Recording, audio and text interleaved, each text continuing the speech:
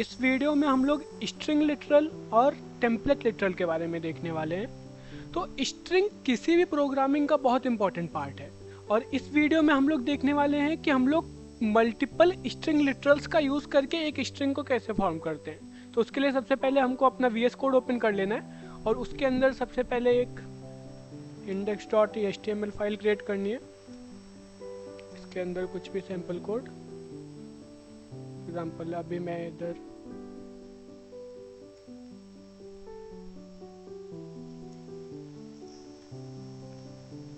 और के अंदर ही एक skip.js नाम से फाइल क्रिएट करते हैं जिसके अंदर हम लोग अपना जावास्क्रिप्ट का कोड लिखेंगे और इसको इंडेक्स के अंदर इंक्लूड कर लेते हैं स्क्रिप्ट टैग की मदद से। और सोर्स में हम लोग इस फाइल का नाम लिख देंगे क्योंकि ये सेम फोल्डर में, और इसको रन कर लेते हैं। सिंपली हमारा फाइल रन हो गया और इसका कंसोल ओपन कर लेते हैं। तो फिर से हम लोग अपने script.js फाइल पे आ जाते हैं और इसके अंदर हम लोग अपना कोड लिखेंगे। सबसे पहले हम लोग 2-3 वेरिएबल क्रिएट कर लेते हैं। पहला वेरिएबल फर्स्ट नेम dev, दूसरा वेरिएबल क्रिएट कर लेते हैं जॉब नाम से, इसके अंदर स्टूडेंट स्टोर कर देते हैं। तीसरा वेरिएबल क्रिएट कर लेते हैं बर्थ ईयर, फॉर एग्जांपल अभी के लिए इसमें 2003 स्टोर कर देते हैं। और एक और वेरिएबल क्रिएट कर लेते हैं ईयर नाम से जिसके अंदर करंट ईयर की वैल्यू स्टोर कर देते हैं। तो ये सब हमारे क्या है, स्ट्रिंग लिटरल। तो स्ट्रिंग लिटरल क्या होता है, हम लोग ये string literal generally set of characters या फिर कैरेक्टर्स होते हैं जिसको हम लोग सिंगल कोट या फिर डबल कोट में लिखते हैं। अगर इसमें से हम लोग किसी को भी सिंगल कोड में लिखें तब भी वो हमारा स्ट्रिंग ही रहेगा, वो सेम तरीके से बिहेव करेगा।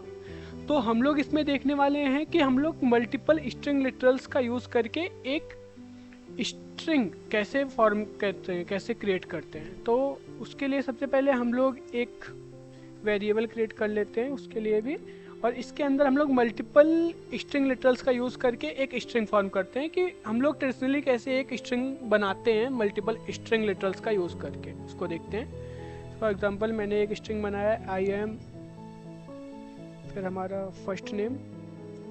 तो ये प्लस हम लोग स्ट्रिंग कॉन्कैटिनेशन के लिए यूज़ करते हैं।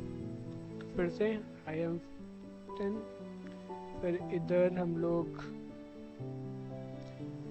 ए, फिर यहाँ पे हम लोग एज कैलकुलेट कर लेते हैं। एज कैलकुलेट करने के लिए current year minus birth year, फिर यहाँ पे ओल्ड, बाद में जो भी हमारी जॉब की वैल्यू होगी वो। सिंपली अभी इसको हम लोग कंसोल पे प्रिंट करा लेते हैं। उसके लिए console.log और ये मैसेज को हम लोग कंसोल पे प्रिंट करा रहे हैं। तो ये हमारा कंसोल पे प्रिंट हो रहा है आई एम dev ए 22 इधर हम लोग को ईयर्स भी लिखना है, ईयर ओल्ड, ए 22 ईयर ओल्ड स्टूडेंट। तो अभी हम लोग देख रहे हैं कि डेव और ए के बीच में स्पेस हमको चाहिए, तो ए के सामने एक स्पेस लगा के सेव कर देते हैं। ए के और ईयर के बीच में भी स्पेस चाहिए, 22 और ईयर्स के बीच में स्पेस चाहिए।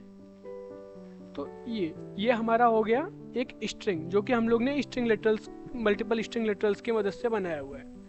तो टेम्पलेट लिटरल कैसे हमारी इस स्ट्रिंग के फॉर्मेशन को इजी बनाता है, क्योंकि हम लोग कोई भी नया कॉन्सेप्ट किस लिए यूज़ करते हैं कि वो हमारा नया कॉन्सेप्ट जो हमारा ट्रेडिशनल वे है उसको इजी करके प्रेजेंट करता है, वो हमको चीज़ों को इजी करके हमको देता है।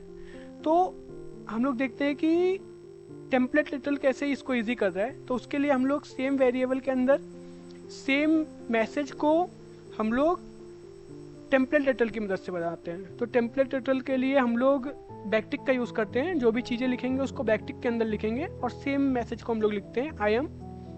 तो अभी जो भी हमारा वेरिएबल का नेम रहेगा उसको लिखने के लिए हम लोग इधर $साइन और कर्ली ब्रेस का यूज़ करेंगे। अभी इस कर्ली ब्रेस के अंदर हम लोग जो अपने वेरिएबल का नाम लिखेंगे जिसकी वैल्यू हमको चाहिए।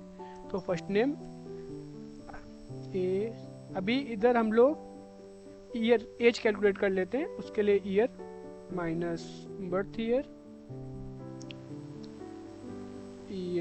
ओल्ड, और अभी इधर हमारा जॉब आ जाएगा।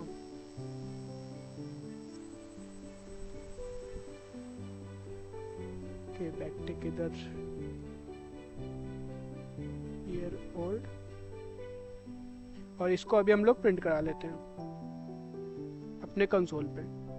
तो फिर से प्रिंट कराए।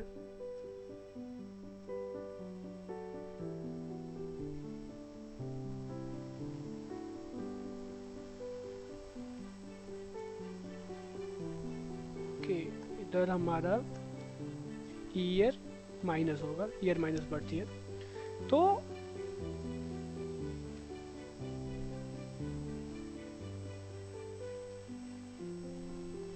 तो हम लोग ये सेम मैसेज को कितनी इजीली इधर प्रिंट करवा पा रहे हैं। तो हम लोग जो पहले सेम मैसेज को क्रिएट करने के लिए हम लोग मल्टीपल स्ट्रिंग कॉन्कैटिनेटर का यूज़ कर रहे थे, मीन्स प्लस का मल्टीपल टाइम से यूज़ कर रहे थे। हम लोग को स्पेस का भी देखना पड़ रहा है कि हम लोग किधर स्पेस देनी है, उसको हम लोग को मैन्युअली इस स्ट्रिंग्स के अंदर डालनी पड़ रही थी। लेकिन जो हमारा टेम्पलेट लिटरल है ये सब चीज़ों को ईजी करके देता है, और सिंपली हम लोग मैसेज को जैसा भी इस टेम्पलेट लिटरल के अंदर, इस बैकटिक्स के अंदर लिखेंगे वो वैसा ही हमको शो होगा। तो क्या टेम्पलेट लिटरल इसके लिए यूज़ होता है? हम लोग टेम्पलेट लिटरल की मदद से मल्टी लाइन मैसेज भी प्रिंट करा सकते हैं। तो उसको भी देख लेते हैं। अगर हम लोग को multi line message traditional way से प्रिंट कराना होगा तो हम लोग कैसे प्रिंट कराएंगे, सबसे पहले उसको देखते हैं। तो हम लोग यूज़ करेंगे कंसोल डॉट लॉग, और इधर हमारा मैसेज रहेगा मीन्स मल्टीपल। तो अभी इधर क्या यूज़ करेंगे, बैकस्लैश एन हम लोग बाकी प्रोग्रामिंग में भी यूज़ करते हैं न्यू लाइन कैरेक्टर के रूप में। मीन्स हम लोग जब जहाँ भी बैकस्लैश एन लगाते हैं तो ये हमारा इसके बाद से नई लाइन में चीज़ें प्रिंट होती हैं। और इधर हम लोग यूज़ करते हैं बैकस्लैश एन बैकस्लैश, उसके बाद जो भी लिखेंगे वो अगली लाइन में लिखेंगे मल्टीपल लाइन। फिर से यूज़ करते हैं बैकस्लैश एन बैकस्लैश, लिखते हैं स्ट्रिंग। तो ये अभी हमारा ऐसा जो भी मैसेज है वो मल्टीपल लाइन में प्रिंट हो रहा है।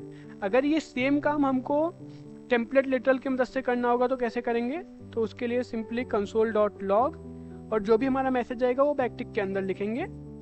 सेम मैसेज को हम लोग लिखते हैं मल्टीपल लाइन स्ट्रिंग। तो सेम मैसेज को हम लोग कितनी इजीली मल्टीपल लाइन में प्रिंट करा पा रहे हैं टेम्पलेट लिटरल की मदद से।